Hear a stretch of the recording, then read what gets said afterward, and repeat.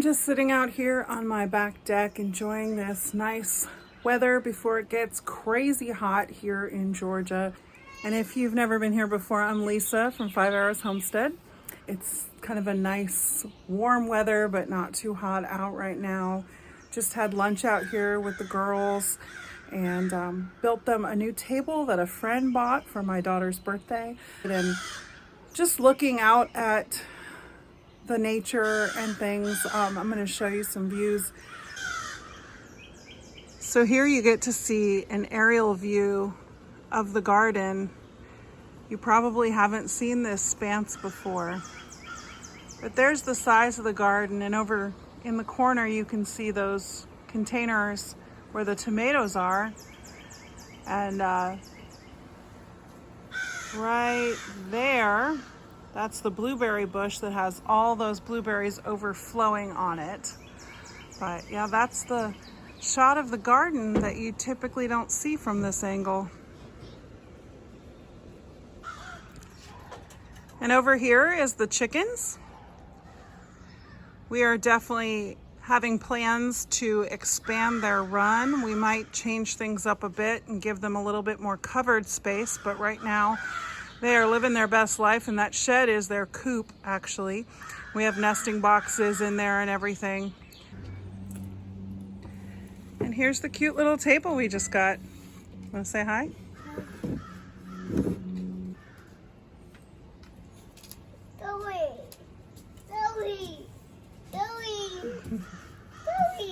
Eat your sandwich, baby. So it's starting to get about nap time, so soon we're gonna go inside and take a little rest. But we're just out here enjoying this beautiful afternoon with my girls. So right now our dishwasher is not working at all, so while the girls are taking their nap, I have to hand wash some dishes. Actually, first I better start by putting some of the ones that were already dry away,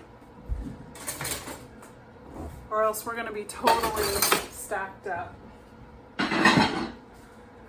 This dishwasher has been a pain in the rear, but we are not ready to make the purchase to buy a new one yet. So hand washing it is until we can get to that point where we're so frustrated that we're not ready for that. But I just don't see a point in spending money that we don't need to spend when my hands can work. Then again, that's just the way that I am. I don't mind to do things the hard way or the slow way if it benefits. And right now the benefit is that I don't have to spend $500 on a new dishwasher. And we have had a repair person out here, and he said that the only hope really for us is to get a new one.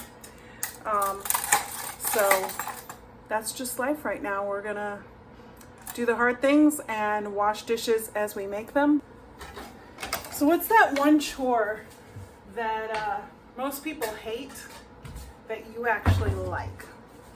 Anybody have that where, like, most people really don't like to do the laundry, and I actually really don't mind the laundry. I don't mind doing the laundry. I don't mind folding the clothes. I kind of don't like to put them away, but even that I don't mind that much. But some people love to wash dishes. Some people love to clean. I want to know who those people are, and they can come over anytime they want. But laundry is my chore that I really don't mind. All right, now that I got my dishes, my sink filled up with dirty dishes, you can probably hear me a lot better. As I'm washing the dishes, I'll just kind of chat with y'all. So a while back, several months ago, we had our washing machine actually go out, and we had decided to go ahead and fix it. And just needed a part. I mean, it wasn't cheap, but we decided it was cheaper than getting a whole brand new unit. And they said the part usually takes about a week. So we said, yeah, let's go ahead. We can survive without a washing machine for about a week. And the week goes by, nothing happens. then we were going out of town, I believe, for another week. And so we're like, okay, all right, I'll hand wash a few things in a bucket that, you know, we need to take with us on the trip. But there's still no need. Like, I can go to a laundromat if I need to and just do a few things. It'll probably be in by the time we get back from the trip. Still nothing. And the part apparently was a special order part, which the delivery guy did not realize when, or the repair guy did not realize when he was doing it, ordering the part for us. And the manufacturer kept sending back, pumping it another week, bumping it another week, and we went about 6 weeks or so without a washing machine. And I was literally doing laundry in a bucket with an agitator. I started out with just a plunger from, you know, just a grocery store plunger. Then I ended up upgrading because I wore out a plunger from the grocery store. And I'm not talking dollar store plungers. Like, I got a legit plunger, and wore it out really quickly because I was doing so much laundry with a family of 8. That's the way it goes. Actually, really, I was only doing laundry for 4 people because I was having my teenage daughter and my young adult son do their own laundry, and then of course my son and his wife that lived down in the basement, they were doing their own laundry. But still, even with you know, the 2 little girls' clothes, my husband's clothes, my clothes, and you know, all the towels and things, that was quite a bit of laundry. And finally it went on so long, and I was just like, you know what, I just don't want to spend the money. And a wonderful friend from church said, wait a minute, you are still without a washing machine? She ended up gifting us a washing machine. Actually, the life group that they're a part of, like, they went together and they bought us a washing machine. Can you believe that? They just said it's crazy that you are doing all this hand washing and all that. And I'm like, you know what, guys, I'm fine. I'm totally content. A lot of it actually, it made me like have so much more appreciation for the things that we have in life.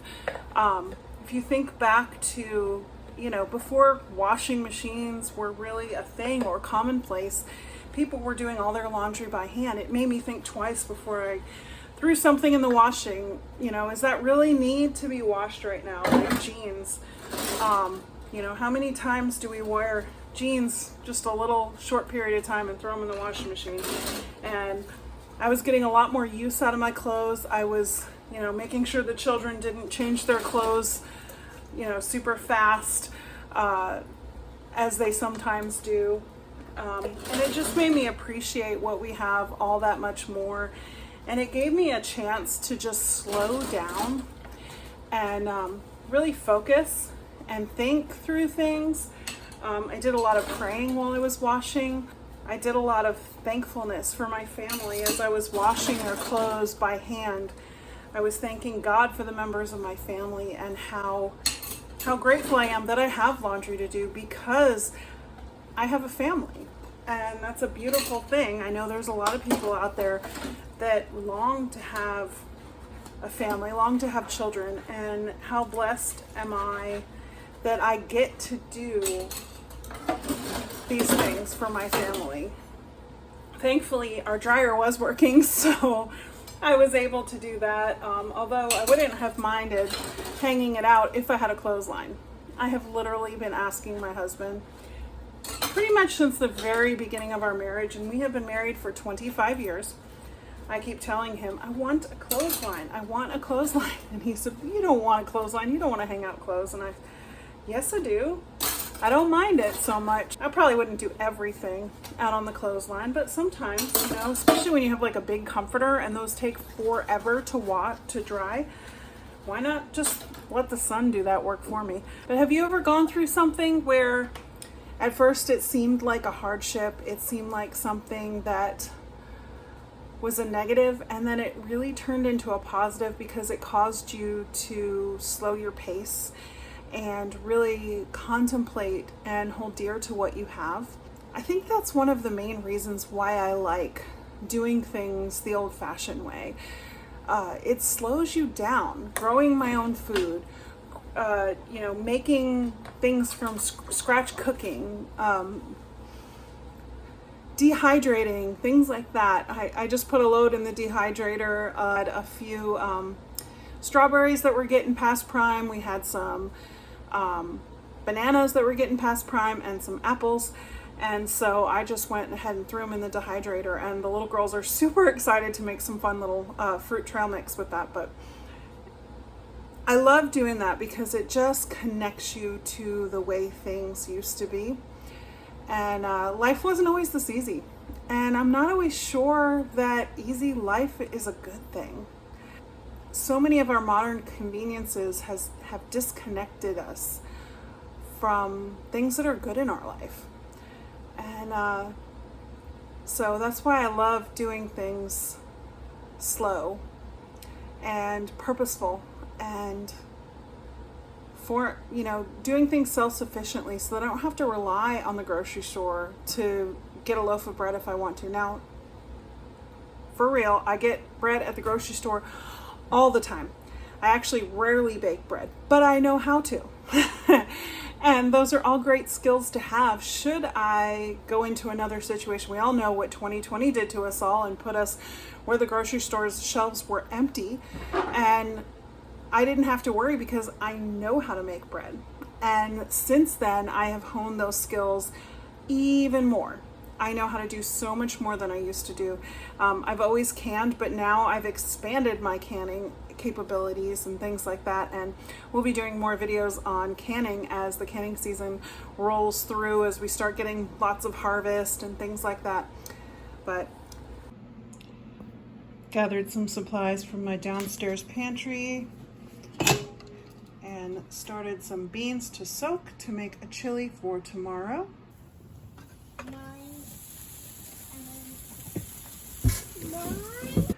So that's going to do it for today's vlog. We're just about ready to sit down and eat. We're going to eat out on the back deck because the weather is still really nice.